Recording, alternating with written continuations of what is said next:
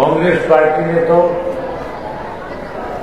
इस देश के अंदर गरीबी मिटाओ का नारा देकर के भी गरीब आदमी का वोट हासिल करके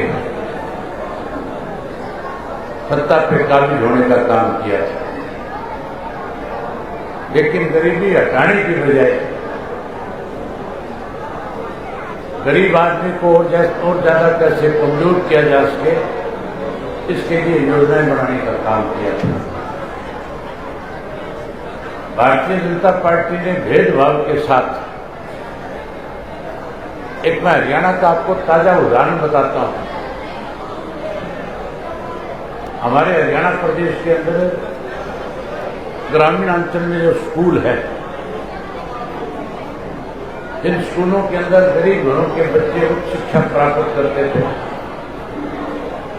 कैसे उनको अशिक्षित रखा जाए, इसके लिए साथियों ग्रामीणांचल के स्कूल भी बंद करने का काम किया। एक सोची समझी भाजपा की नीयत और नीति है कि अगर गरीब आदमी का बच्चा पढ़ लिख करके आगे बढ़ जाएगा तो जहां वो अपने समाज का उठाने का काम करेगा, वही समाज में राजनीतिक चेतना पैदा करके वो भी बरोबर की जगह पे अपने समाज को लेकर के आने का काम करेगा। चौधरी देवीलाल जी ने और चौटाला साहब ने हमेशा उस वर्ग के लोगों की राजनीतिक मदद करी, सामाजिक और राजनीतिक तौर पे उसको कैसे आगे बढ़ाया जाए, उसके लिए चौधरी देवीलाल ने हर छोटे वर्ग के लोगों को राजनीति में बराबर की हिस्सेदारी मिले, इसलिए लोकसभा और विधानसभा के टिकट देने का काम किया। आपके सोचने की बात है, छोटे छोटे वर्ग जिनको कोई पूछता नहीं, जिनकी छोटी पॉकेट्स है, कम वोट्स है, उन लोगों की हमेशा अनदेखी हुई है। और चौधरी देवीलाल जी ने तो केवल ऐसे समाज के लोगों को नहीं, बल्कि बैकवर्ड समाज के लोगों को भी अनेक टिकटें देख करके उनको भी एमएलए और एमपी बनाने का काम किया। वो सबको बराबर का दर्जा देते थे। उनकी सोच थी कि जब तक समानता नहीं आएगी तो ना प्रदेश तरक्की कर सकता, ना देश तरक्की कर सकता। हमने भी चौधरी देवीलाल जी की नीतियों को आगे बढ़ाया।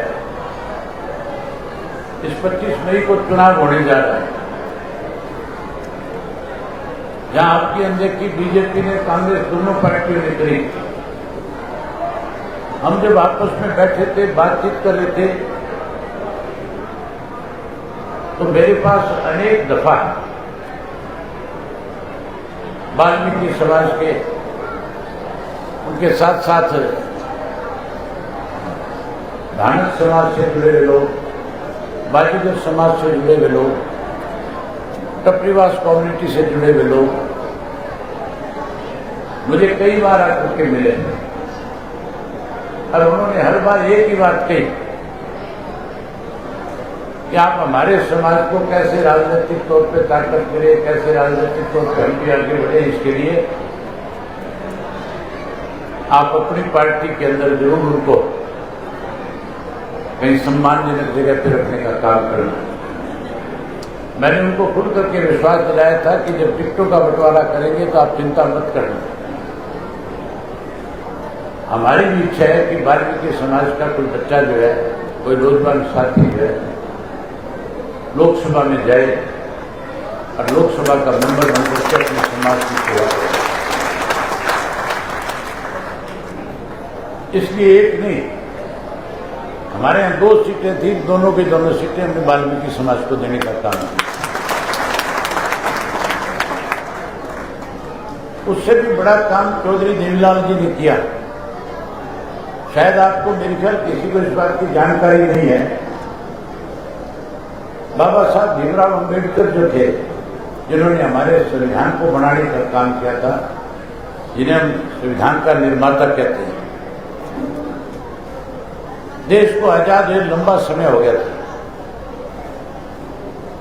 लेकिन बाबा साहब अम्बेडकर की किसी ने ना तो प्रतिमा पार्लियामेंट में लगाई थी और ना ही उनका फोटो पार्लियामेंट में किसी ने रखा था। वोट उनके नाम के लिए, लेकिन उनको जो मान सम्मान मिलना चाहिए था वो मान सम्मान ना बीजेपी ने दिया और ना वो मान सम्मान कांग्रेस पार्टी ने दिया, जिसने लंबे समय तक गरीब के नाम के वोट का सहारा लिया। चौधरी देवीलाल जी जब डिप्टी प्राइम मिनिस्टर बने और जब वो सेंट्रल हॉल में गए तो सेंट्रल हॉल में उन्होंने अनेक नेताओं की, अनेक जो देश के बड़े आजादी के जो योगदान देने वाले लोग थे, उन सब की वहां पे प्रतिमाएं, उनकी सबकी वहां पे लगी हुई फोटोएं देखी, बड़ी बड़ी आदमकद फोटोएं उनकी लगा रखी थी। लेकिन बाबा साहब राव उनका अम्बेडकर साहब का कहीं कोई फोटो नहीं था, कहीं कोई चित्र नहीं था। कैबिनेट की मीटिंग हुई, चौधरी देवीलाल जी ने प्रस्ताव रखा और कहा कि हमारा देश का संविधान लिखने वाला जो व्यक्ति है, जिसकी वजह से आज हम स्वतंत्र है, जिसकी वजह से हर आदमी को वोट का राइट मिला है, जिसकी वजह से हमारा प्रजातंत्र आज सबसे बड़ा प्रजातांत्रिक मुल्क कहा जाता है, उनको अगर हम नमन करें, याद करें, तो उनका तो सेंट्रल हॉल के अंदर भी कहीं कोई फोटो नहीं है। सबसे पहले तो हमें सेंट्रल हॉल में उनका फोटो लगा करके उनको सम्मान देना चाहिए।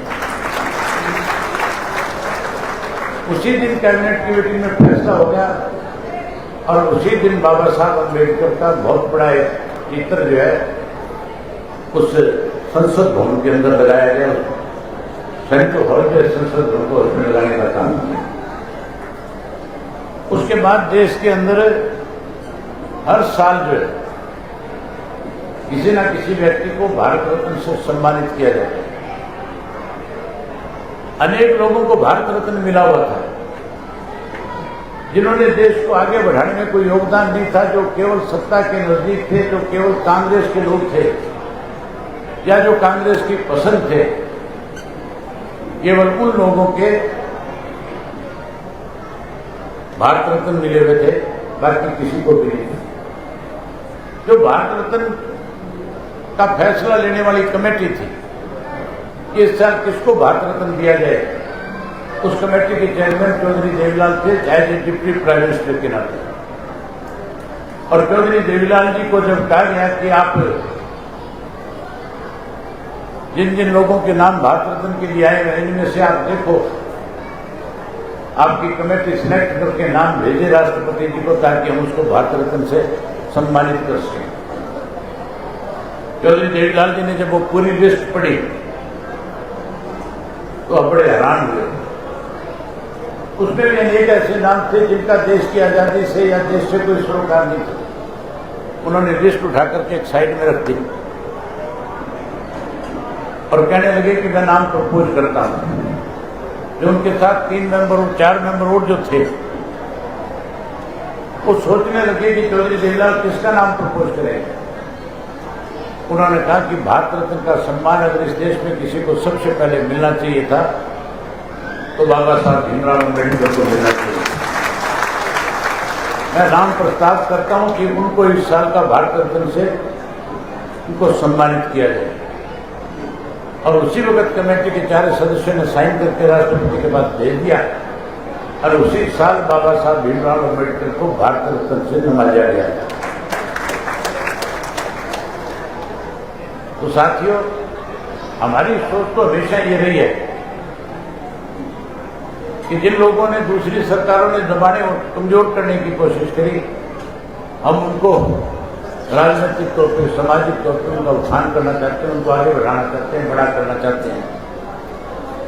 मैं उम्मीद करूंगा कि आप समाज के साथी जो है, हरियाणा की जहां 10 की 10 सीटों पे हम लोग चुनाव लड़ रहे हैं, जहां 3 हमारे सहयोगी लड़ रहे हैं, वहां पे भी मदद करोगे और बाकी 7 सीटों पे भी आप अपनी तरफ से पूरी ताकत झोंकने का काम करोगे, दिखाने का काम करोगे। केवल आपसे ये आग्रह करता हूं कि इस चुनाव में अपनी ताकत झोंको, अपनी पहचान बनाओ, एहसास कराओ अपने वोट का कि हमारे वोट की ताकत में इतनी बड़ी है जितनी बड़ी टाटा और बिरला की वोट की ताकत है।